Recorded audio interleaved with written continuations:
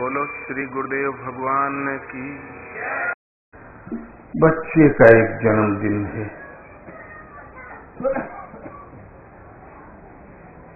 जन्मदिन पर लोग, पूर्वज लोग भी उत्सव मनाते थे साधारण।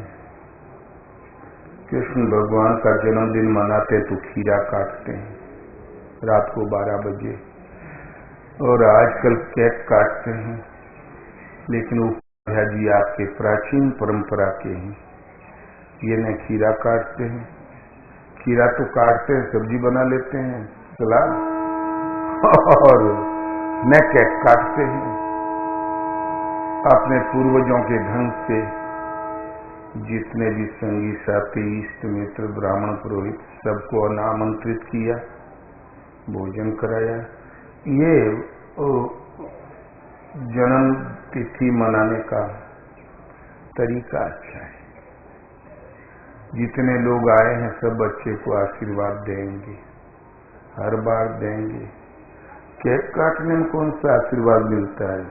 हैप्पी हैप्पी हैप्पी हैप्पी, बस हो गया, अच्छी झंझट खत्म। कुछ मिला ही नहीं। का बहुत अच्छा है, अनुकरणीय है। और बच्चे सुसंस्कृत हों, सत्पुरुषों का उन्हें दर्शन हो, उनकी संगत मिले, इसलिए आयोजन मनाए जाते हैं। बच्चे स्कूल जाते हैं तब से नहीं पढ़ते। बच्चे, पूर्व मनुष्यों की शोध थी कि बच्चे गर्भवास में पढ़ लेते, वहां से शिक्षा आरंभ हो जाती है। एक बार हिरण्याकश्यप जब वो तपस्या करने जंगल में चले गए तो इंद्र ने कहा मौका अच्छा है, असुर नगरी का विध्वंस कर दो। वो तो आंख मूंद के बैठा है। जितना धूर्तई वाला पाठ है देवताओं के पास, असुरों से कम नहीं था। महाभारत में ललकार के युद्ध होता था, सचेत करके मुकाबला होता रहा, लेकिन ये इंद्र जी अचेत है, उस समय हमला कर रहे हैं। कयाधु को वेश बना के, हिरण्याकश्यप का वेश बना के पहुंचा, कयाधु को विमान में बैठाया, आधी दूर लाके अपना पोल खोला, मैं हूं इंद्र। देव ऋषि नारद बीच में पहुंच गए, बोले देवेंद्र आपको हम, आवाज कम कर, आपको हम असुर समझें कि देवता?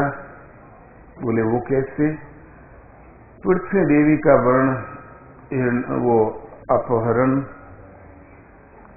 हिरण्याक्ष ने किया, और देवी कयाधु का अपहरण आप कर रहे हैं। बोले मैं अपहरण नहीं कर रहा हूं, इसके गर्भ में जो बालक है वो असुर बीज है, उसको जन्मेगा तब नष्ट कर दूंगा और इसे छोड़ दूंगा।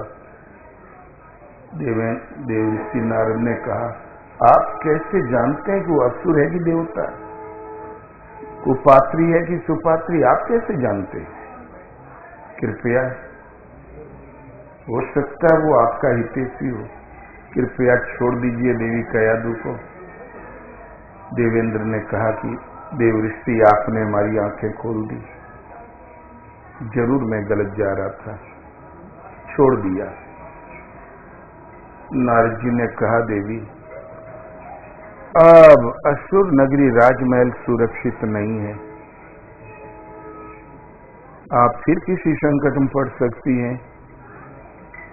कुटिया में चले, राजकीय भोग और निवास तो नहीं मिलेगा, आप सुरक्षित अवश्य रहेंगी। चली आई।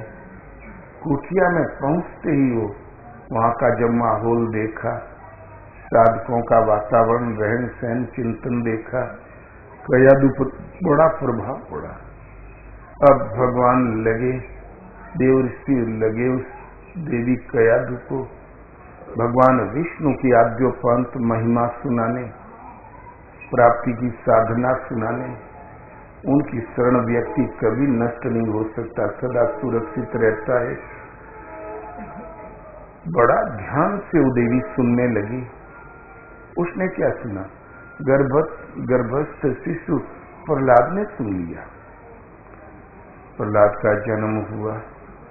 जब हिरण्याकश्यप लेने आया तो कयादु ने कहा, असुरेश्वर, देव ऋषि के आश्रम में बड़ी शांति है, आप आदेश दे तो मैं कुछ दिन और यहाँ निवास करूं। बोले ठीक है, करो, तब तक बच्चा भी सक्षम हो जाएगा।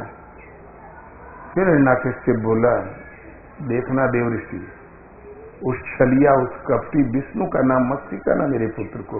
बोले बिल्कुल नहीं, मैं ये नाम जबान पर नहीं आने दूंगा। भगवान के तो अनंत नाम है, हरि ओम, तमाम नामों से लगे पुकारने। शिक्षा चलती रही प्रहलाद की। जब 5 साल का हो गया, विदाई हुई, तो प्रहलाद ने कहा, गुरुदेव आपने एक नाम तो नहीं बताया हमको भगवान का। बोले कौन सा वत्स? बोले विष्णु। बोले अरे ये तुमको किसने सिखाया? बोले आप ही ने सिखाया था। मैं जब उधर में था तब आप बराबर कम से कम 100 बार इस नाम को आपने रिपीट किया है, मैं जानता। गर्भाधान से ही शिक्षा आरंभ।